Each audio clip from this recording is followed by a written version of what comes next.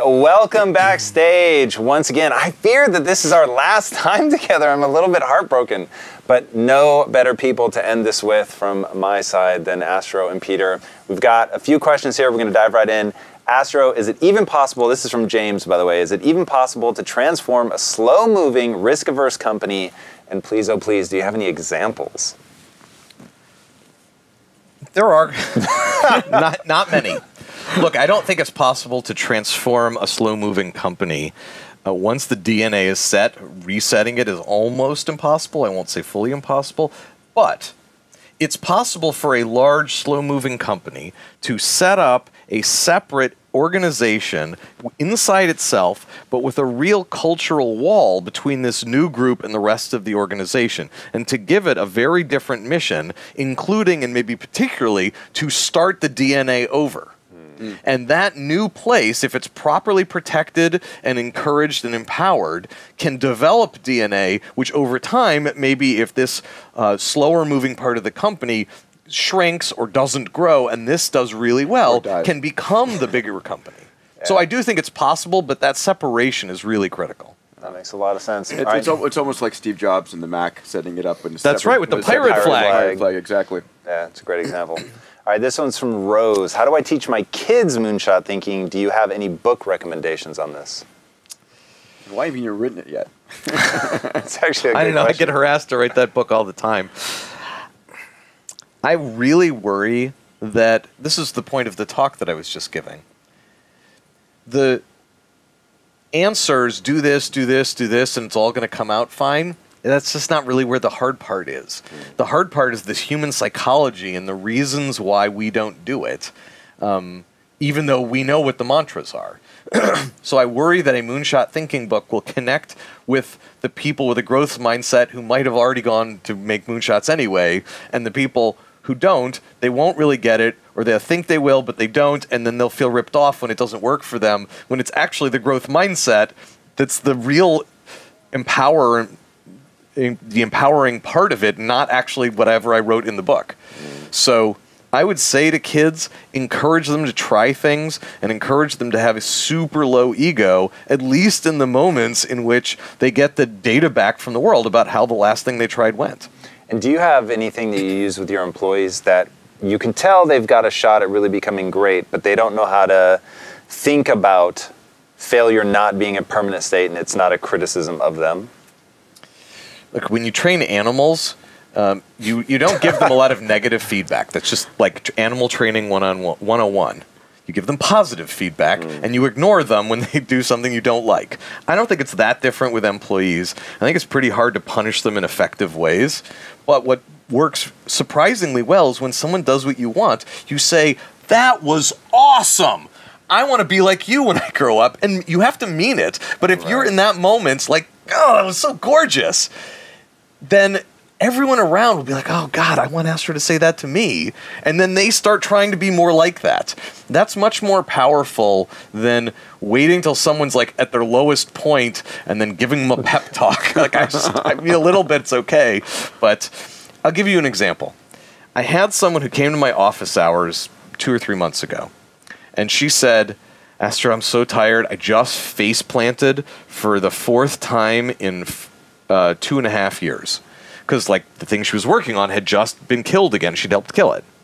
I need to have, like, a period during which I'm not face planting. I just don't think I can do that again." And I said, "Okay, Emily, tell me, like, how bad was it when you fell?" "I guess it wasn't that bad."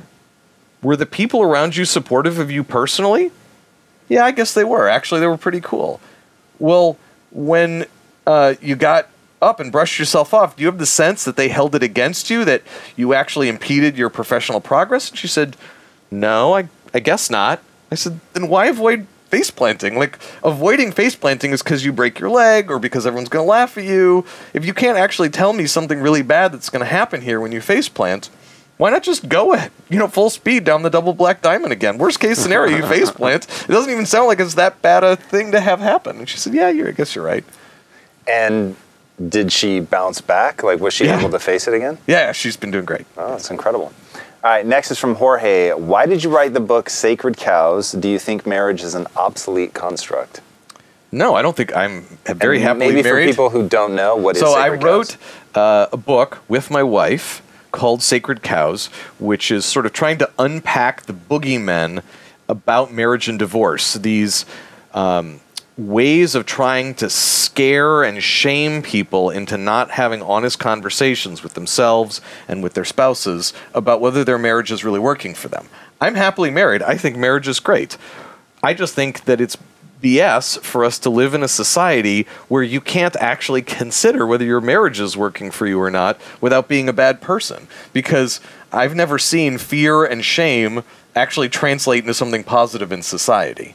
And I know a lot of people who, when they read this book, decide their marriage is working for them. I know some people who've read the book and decided their marriage isn't working for them. They usually already are thinking that before they read the book. But then they feel like, hey, maybe I could talk about this with other people and not be the bad guy. Makes a lot of sense.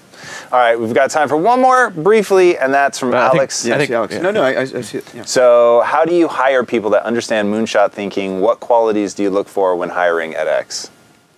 Here, pass me the remote for a second. So this is just an example, but this is something that I do in the interviews where I'll say, here, sell this to me. Would you like to watch TV? So what's important in this moment, and I have lots of different versions of this, is not how you do it selling. Mostly we don't even have sales jobs at X. It's that look in people's eyes in the first 1 to 2 seconds where they're thinking, wait, I'm an engineer. Like, you have this wrong. That's not fair. When they resist going to some weird place, they're probably not going to make it at X. And if they have that little flicker of like, ugh, and then they're like, okay, it doesn't matter how bad they are at selling. It's that moment of, sure, I'll try it. That's what causes people to be good at X. I think what every company needs to figure out is what are those kind of like deep, emotionally wired moments and reactions that cause people to be really successful at your business, and then have your interviews wired to try to get people to give like the tell at the poker table that will show you whether or not they have that. So you're a human psychologist, is what you are. Yeah, I mean, I call it a culture engineer, but a relationship manager. Yeah. That's extraordinary. I'll ask you a question. I'll probably ask it again on stage, but what is can you name some of the craziest ideas that were killed early on at X? Sure. I was thinking about one when I was on stage. A woman we were in some room, and it was like kind of at the end of the meeting, and she said, I wonder if you could harvest the power in an avalanche. Okay. It was immediately obvious to me, just intuitively, that was not going to pan out. But I said, and I totally meant it, what a gorgeous idea. That is definitely outside the box. She's totally right. There's a lot of potential energy that's being turned into kinetic energy in that moment. And so, like, shame on us if we don't ask that question.